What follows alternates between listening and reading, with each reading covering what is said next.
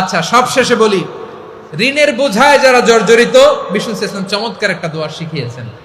আমাদের অনেকে ঋণের বোঝায় জর্জরিত, আছে না নাই? এদিকে কেউ আছেন?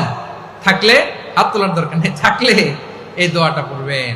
এক সাহাবীর নাম আবু উমামা, নামাজের ওয়াক্ত ছাড়া উনি মসজিদে যেয়ে বসে আছে। বিশ্বনবী বললেন, কিরে আবু উমামা, নামাজের তো ওয়াক্ত হয় নাই, মসজিদে কি?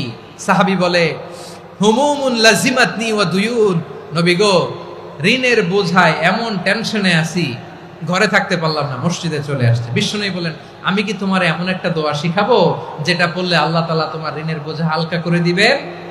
আবু উমামা বললেন, ইয়া রাসূলুল্লাহ, অবশ্যই শিখাবেন। বিশ্বনবী বললেন, তাহলে তুমি পড়বা, আল্লাহুম্মা ইন্নী আউযু বিকা মিনাল হাম্মি ওয়াল হাযান ওয়া আউযু বিকা মিনাল জুবনি ওয়াল বুখল ওয়া আউযু বিকা মিন গালাবাতিদ দাইনি ওয়া কাহরির রিজাল।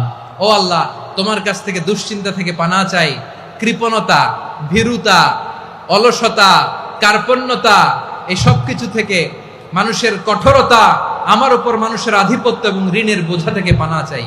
এই দোয়াটা যখন বিষ্ণুনবী শিখাই দিলেন, আবু উমামা বারবার এই দোয়া পড়েন, আল্লাহুম্মা ইন্নী আউযু বিকা মিনাল হাম্মি ওয়াল হাযান ওয়া আউযু বিকা মিনাল আজজি ওয়াল কাসাল ওয়া আউযু বিকা মিনাল জুবনি ওয়াল বুখল ওয়া আউযু বিকা মিন গালাবাতিদ দাইনি ওয়া কাহরির রিজাল।